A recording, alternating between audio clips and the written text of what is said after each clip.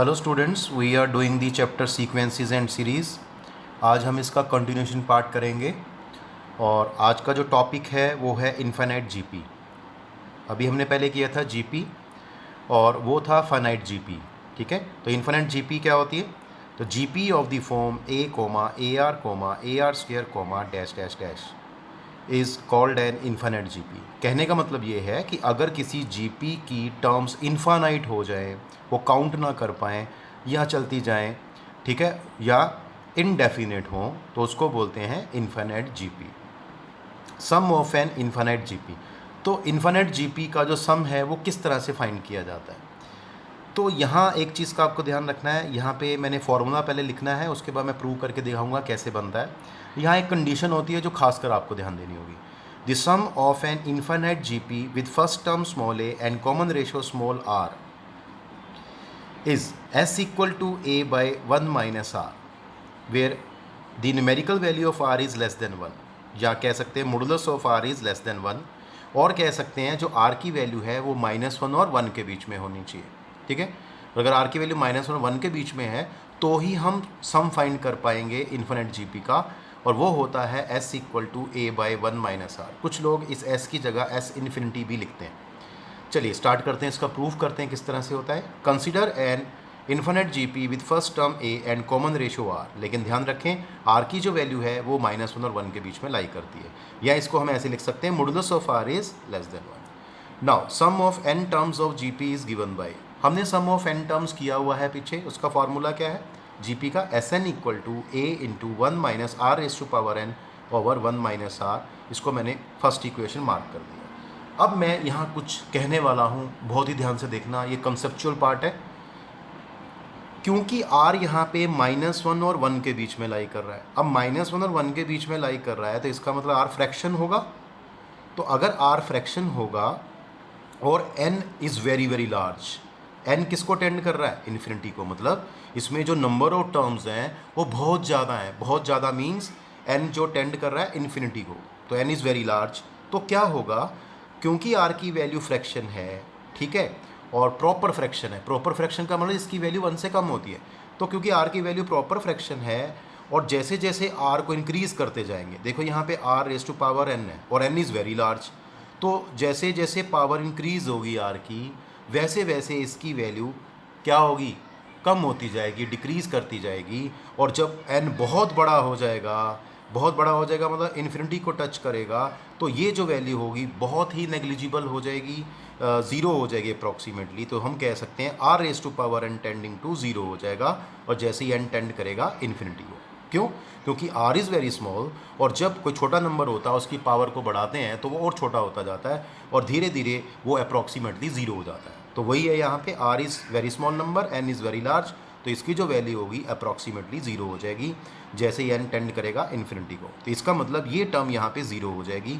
तो जैसे ही इसको हम ज़ीरो पुट करेंगे तो यहाँ से s, इसको हम बोल देंगे s, s means s infinity भी कह सकते हैं उसको। तो यहाँ से s आ गया और s इन्फिनिटी, मतलब इन्फिनिट नंबर ऑफ टर्म्स का सम जो होगा ये ज़ीरो होने से a बाय 1 माइनस आर आ जाएगा। लेकिन ध्यान रखना यहाँ की r की वैल्यू है वो -1 और 1 के बीच में लाई करनी चाहिए।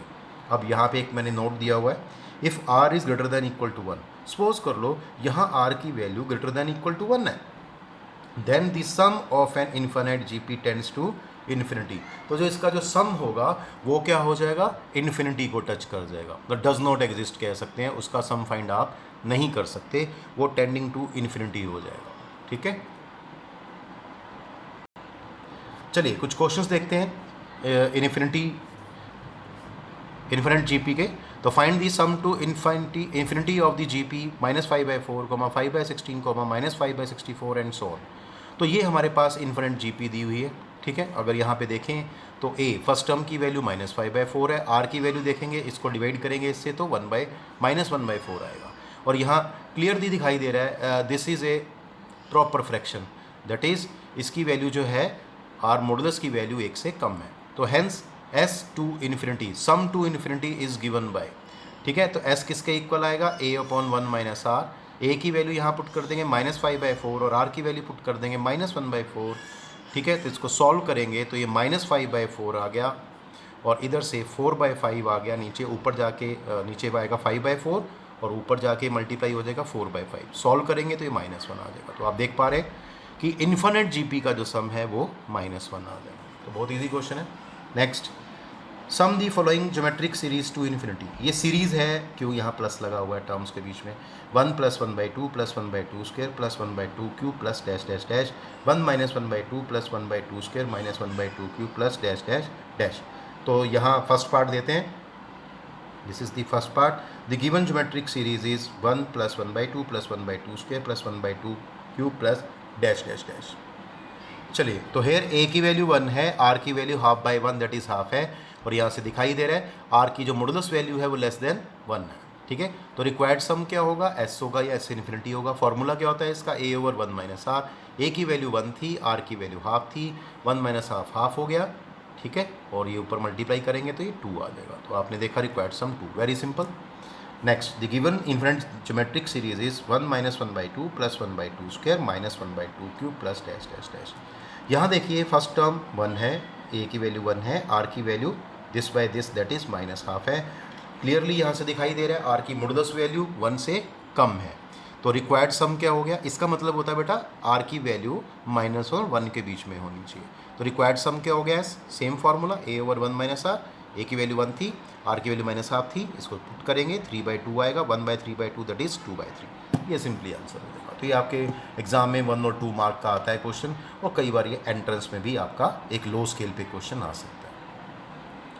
एक और क्वेश्चन देखते हैं, एंट्रेंस में कई बार एक क्वेश्चन आता है आपके, prove that 6⁻1/2 × 6⁻1/4 × 6⁻1/8 dash dash dash up to infinity equal to 6। तो देखते हैं, वी हैव, अब यहाँ पे सीरीज़ दे रखी है आपको 6⁻1/2 × 6⁻1/4 × 6⁻1/8 and so on up to infinity. आप देख रहे हैं बेस सेम है, पावर ऐड हो जाएगी, 6 क्या आएगा 1/2 + 1/4 + 1/8 plus dash dash up to infinity.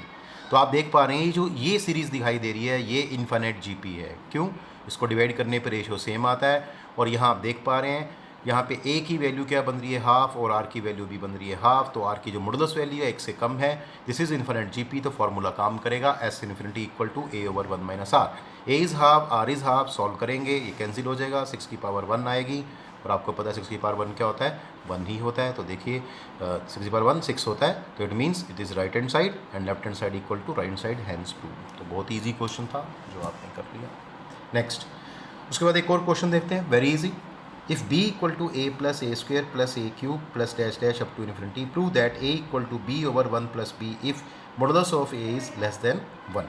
तो यहाँ देखते हैं ये सीरीज़ थी हमारे पास, और यहाँ हम देख पा रहे हैं ये इन्फिनिट जीपी है, और यहाँ आप देख रहे हैं एस इन्फिनिटी का फॉर्मूला क्या काम करेगा, a/1 - r, फिर modulus of a is less than 1। ये फार्मूला लिखा है, इसका इससे कोई कनेक्शन नहीं है, दिस इज़ ओनली फार्मूला। यहाँ पे आते हैं तो फर्स्ट टर्म a है, और कॉमन रेशियो भी इसका a है, और a का मॉडुलस 1 से कम पहले से ही यहाँ पे दे रखा है यहाँ पे। ठीक है, और यहाँ आपको ध्यान रखना है एक, क्या यहाँ जो r की वैल्यू है वो उसका मॉडुलस 1 से कम होना चाहिए। ध्यान रखना ये r का मॉडुलस है, और यहाँ जो r है वो a का काम कर रहा है। ठीक है, तो ये a की बात होगी यहाँ पे। उसके बाद चलते हैं, ये आ गया a/1 - a, इसको क्रॉस मल्टीप्लाई कर लेंगे तो b - ab equal to a, इसको शिफ्ट करेंगे इधर इस टर्म को, तो यहाँ पे ये कॉमन आ जाएगा a, तो 1 + b कॉमन आ गया a, यहाँ से a की वैल्यू निकालेंगे b/1 + b, और यही हमें प्रूव करना था, हैंस प्रूव। तो बहुत ही आसान question. Now we take another question, the first term of a GP is 2 and the sum to infinity is 6, find the common ratio. अब ये रिवर्स क्वेश्चन है, यहाँ कॉमन रेशियो की वैल्यू फाइंड करनी है। तो देखते हैं, let small r be the common ratio of the given GP. Here a first term क्या दे रखी है 2 एंड s इन्फिनिटी मतलब सम टू इन्फिनिटी दिया हुआ है 6। अब फॉर्मूला आपको पता है s इन्फिनिटी किसके इक्वल होता है, a/1 - r, और s इन्फिनिटी की वैल्यू आपको 6 दे रखी है, यहाँ पे a की वैल्यू 2 दे रखी है, ये 1 - r हो गया। इसको आप सॉल्व करेंगे, ठीक है, तो ये 2 3 पे कट जाएगा यहाँ पे फैक्टर इसका, तो इसको मैंने रेसिप्रोकल कर दिया इसका, ये रिवर्स हो गया, ये रिवर्स हो गया, और यहाँ से r की वैल्यू निकालेंगे तो 1 - 1/3 आएगा, सॉल्व करके r की वैल्यू 2/3, वेरी इजी। और आपको ध्यान होना चाहिए यहाँ जो r की वैल्यू है मैं यहाँ लिख देता हूँ, यहाँ r की जो मॉडुलस वैल्यू है 1 से कम आनी चाहिए, तो देखिए बिल्कुल सेटिस्फाई कर रही है इसको। उसके बाद the sum of an infinite GP is 8 and second term is 2, find the first term. तो यहाँ भी ऐसा ही क्वेश्चन है, यहाँ r निकालना था, यहाँ a फाइंड करना है ना। तो देखिए, let small A be the first term and small R B the common ratio of the GP. Given S infinity कितना दिया हुआ है 8, ये रहा 8, और सेकंड टर्म इसकी 2 दे रखी है। तो एस इन्फिनिटी का फॉर्मूला क्या होता है, A over 1 minus R equal to 8, and A two क्या होता है, A two is A R G P में इक्वल टू 2। यहाँ से आर की वैल्यू हम ए की फॉर्म में निकालते हैं, क्यों, क्योंकि मुझे लास्ट में ए की वैल्यू फाइंड करनी है, आर की नहीं। तो आर को यहाँ से एलिमिनेट कर देंगे, तो आर की वैल्यू आ गई 2/a।